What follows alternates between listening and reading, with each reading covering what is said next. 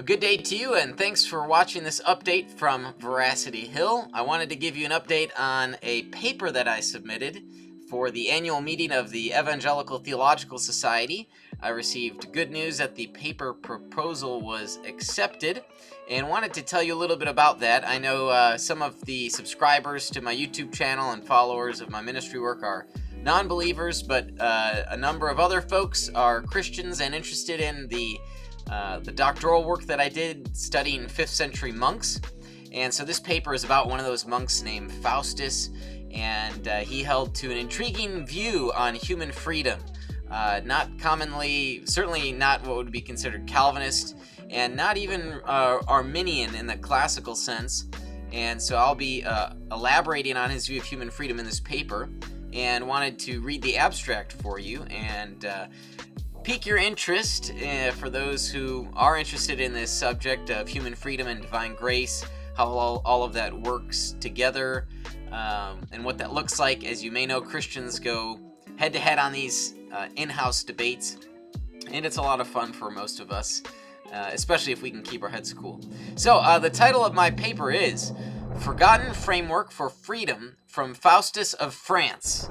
I went with an alliteration model this time, and it worked. Forgotten Framework for Freedom from Faustus of France. There's an F in every word there. Here's the abstract. Semi-Pelagianism has been predominantly associated with the 5th century Gallic monasticism of John Cassian, and to a lesser degree, Vincent of Lorentz. Scarcely known is Faustus of Riez, who was abbot of Lorentz in 433 A.D., Bishop of Riez, 460, oversaw the councils of Arles, 473, and Lyon, 474, and whose work was the footing for the Second Council of Orange, 529. Faustus is hardly known in contemporary discourse, most likely due to the fact that his work has remained in Latin and not yet brought over into English. For those who know him, they may find agreement with Rebecca Hardin-Weaver's claim that in Faustus's De Gratia, the semi-Pelagian's position had reached its fullest expression. While De Gratia is the clearest theological treatise on 5th century Gallic Ordo Salutis, it is not semi-Pelagian.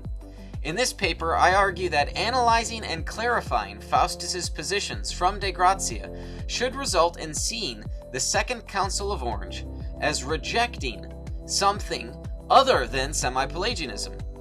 First, I describe Faustus and the role he played in 5th century councils contra predestinarianism, including the presentation of unpublished translations of Latin letters into English. Then I describe in fuller detail Faustus's anthropological model of human freedom and the prima gratia, that's the first grace. Finally, in light of Faustus's framework, I provide brief historical background and argue that the canons of the Second Council of Orange of 529 AD do not accurately describe Faustus's position. So, two alternative considerations are proposed. Now, I know that's more academic ease, not as conversational. Sometimes you've got to go deep on these issues. And I also recognize that my interpretation of the Second Council of Orange is the minority position amongst theologians, and including lay theologians. Some call them theology bros, and really it's a very small minority, because I don't know that many people have argued for the views of grace, the way, the synergistic model of grace and human freedom of the Gallic monks, as I have. There are a few others. Some haven't quite put a 2 to 2 together in the way that I've put 4 together. And I'm really welcoming of constructive feedback and criticism. I'm far beyond those who simply quote the Evangelical Dictionary of Theology. I've offered critiques of some online who have done such a thing, and I'm looking for some great conversations. I welcome debate, even informally or formally. I welcome debate as well, and really want to defend the reputation of the Gallic monks. I really think that their reputation is tarnished through people using tertiary sources to critique them, and that's frankly not right, and it's unfair. And so this academic paper here is done in the pursuit and purpose of defending Faustus's of defending his reputation. So I'm looking forward to reading the paper at San Antonio this November. I'll be there and want to invite you to come along, join me, and have some great conversations.